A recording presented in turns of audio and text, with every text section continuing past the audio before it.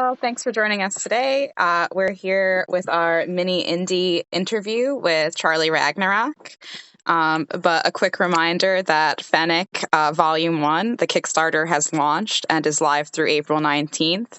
If you're a fan of Toku stories like Power Rangers, but you wanted them to have a more mature slant, then this title is for you.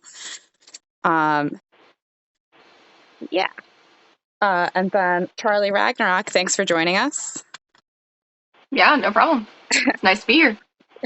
Excellent. So you have a title called Scorned. That is your book.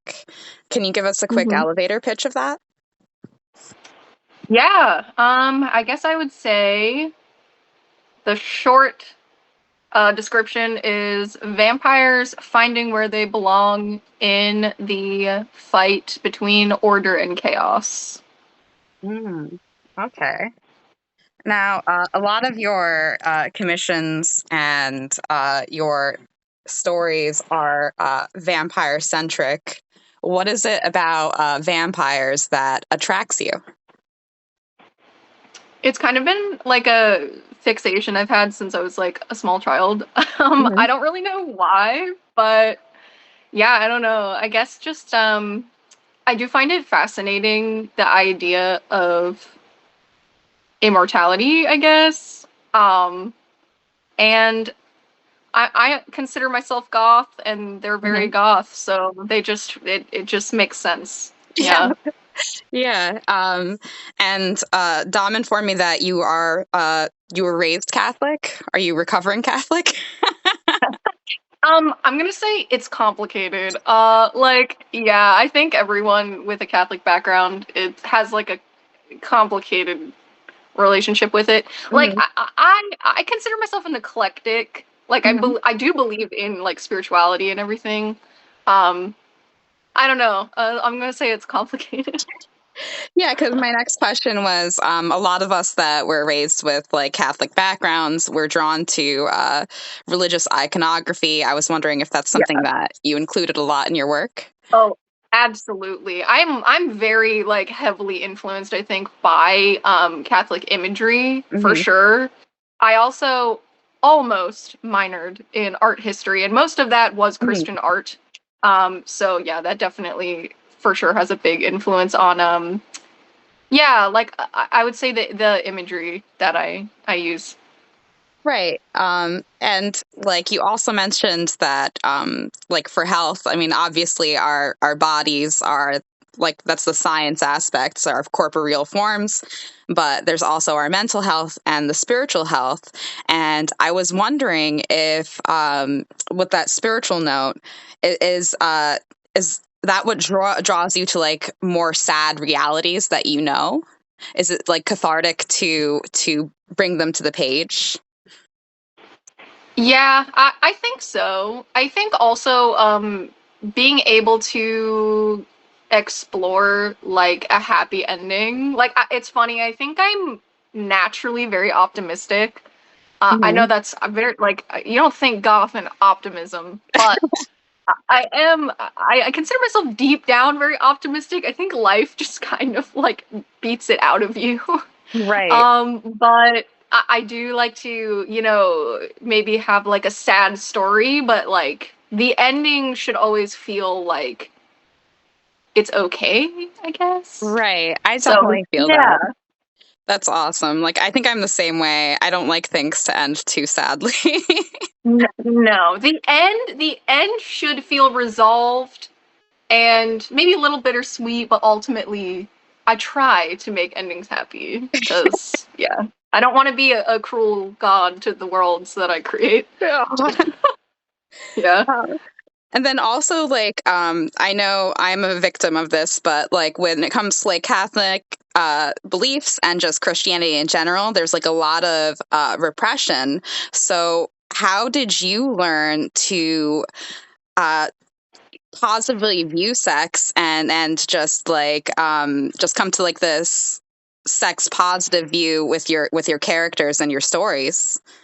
Yeah, I think a lot of that is just like living life, like having an open heart and like experiencing life Because I think when you're raised by like very religious people, there's like a lot of fear, I guess. And then when you kind of get out there and you're like, oh, well, like the world's not as bad as you made me think it is. So I think just like having an open heart, you know, and just like loving people, I think has made me realize like, you know, like if it's out of love, like how bad can that even be? You know? So yeah. Yeah, I definitely I agree. don't see it as bad. Yeah.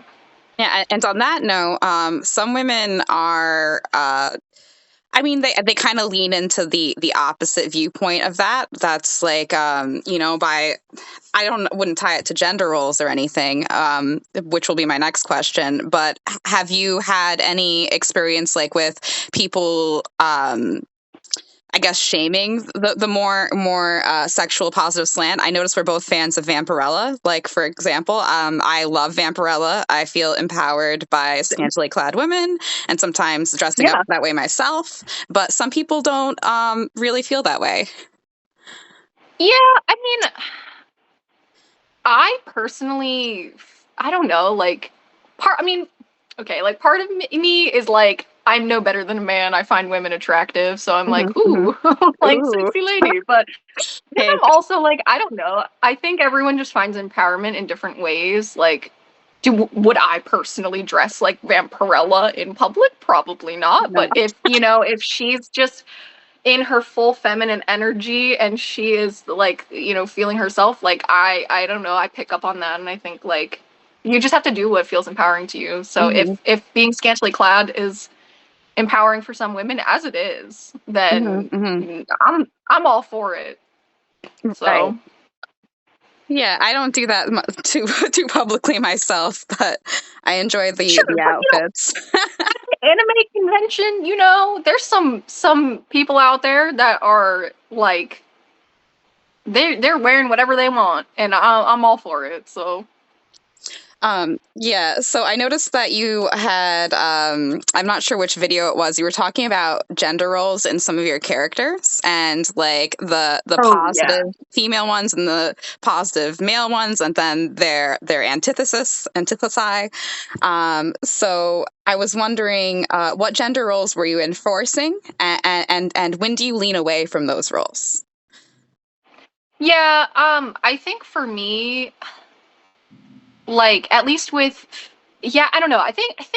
I like to think I'm a very observant person Hmm. and I have interacted with a lot of different characters in my life and like just picking up on yeah, just the good and the bad. Like I've had such good role models of many gender expressions, and I've had some really bad ones. Like I've met people that I'm like, you are what I want to be like, and then I've met other people where I'm like, you are exactly what I don't want to be like. And there is a combination of both of these things in every single human being. So Hmm. I think to create a rich character, you have to have both. And I think for my characters in Scorned, it's very much like extreme examples. Like both of the main characters of Scorned have like they're very powerful and admirable, but Hmm. also like have committed horrific atrocities. So then you kind of are stuck with this like I don't know how to feel about you kind of thing, I guess. I don't know. But yeah, like just taking what I've observed in real life and just kind of putting that into my characters is I guess how I do that. I don't know if that answers your question. Yeah, no, that's fine. I also feel like it's a part of being drawn to the counterculture. A lot of like the flack that like emo and goth kids got was, I think, the blurring of those gender roles, and perhaps Yeah. what attracted me most to the counterculture in general. So I feel like that's heavily tied to to this genre. Yeah. I do. Yeah, I mean goth is really interesting too, like the history of the subculture because like it does. Like it has always really blurred the lines between masculine and feminine. Um, and I think personally, I think when story writing or even like creating any kind of narrative media, whether that's like comics or movies or whatever, I think a lot of times we write to an extreme to kind of show an example of something, because obviously if stories are too much like real life, like we're not engaged and we're not necessarily interested.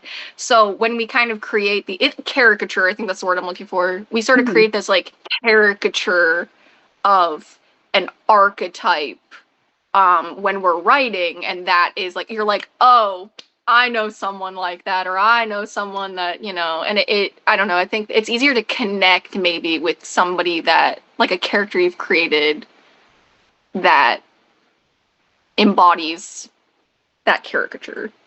But Right. yeah. Yeah.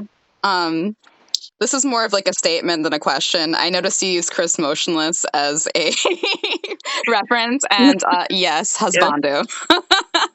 Yeah, no, he's cool. I did like I'm really attracted to people, like models that have really like unique features. Hmm. Um, I I don't mean to drag the jelly artists of the world, but I don't like same face syndrome. I like my characters to Hmm. look very, very distinct from each other. So when I see like a celebrity, I use celebrities all the time as an example, but like I see a celebrity with like really unique features and I'm like, I have never seen someone that looks like you. Like, oh, that's so interesting. Like I want to draw you. So that's kind of what happened with Chris Motionless. I was like, he's just like a very striking face. Like I don't know, like I've never met someone that looks like Chris Motionless. So I was like, oh, you're perfect.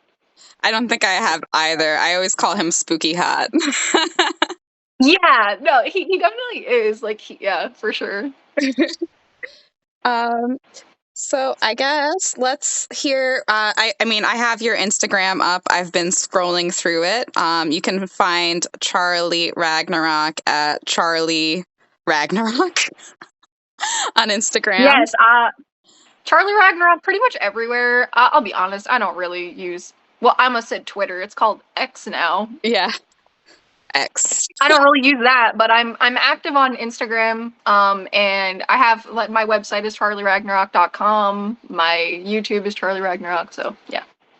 YouTube's right up there. She does a lot of draw streams. They Yeah. are super relaxing to watch. I always love just having them play and drawing alongside. Or for me, Yeah. technically, it's coloring. Yeah, I love videos like that where like you can just kind of they're like nice in the background. You kind of tune in, tune out, do your own thing. Like yeah, I'm into that kind of video. So that's what I try to put into my videos. Do you have any upcoming projects that you'd like to shout out?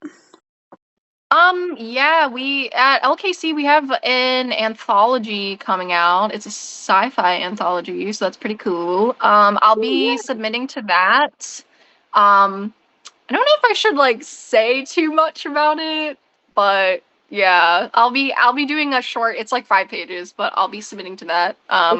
Is Life that is very Sarah? busy. Is that Sarah's anthology that you're referring to?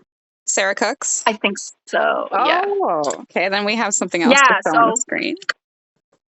that'll be cool. But yeah, I'm excited to see the submissions for that too. That'll be really cool. But yeah, so that's what I'm currently working on.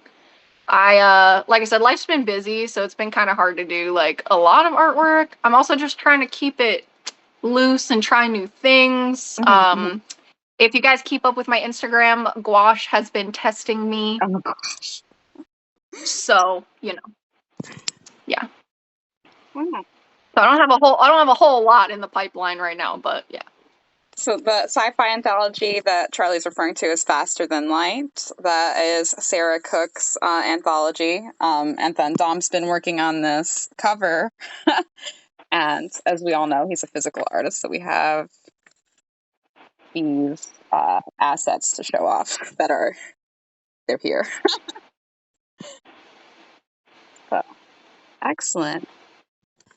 Well, Yeah. I appreciate having you on. Thank you for joining us. A reminder to those that will watch this in the future or are watching now, our Kickstarter for Fennec, it's going to be a complete graphic novel edition of chapters 1 through 5, is live now through April 19th. If you're a fan of Power Rangers, Pacific Rim, Toku or Kaiju material, but you've always wanted it to have more of a darker, more mature slant, then Fennec is for you. We were joined today by Charlie Ragnarok, talented artist and writer, and vampire enthusiast extraordinaire. Hey. That's right. Yes. All right. Well, yeah. Thank you for having me. Thanks for joining us.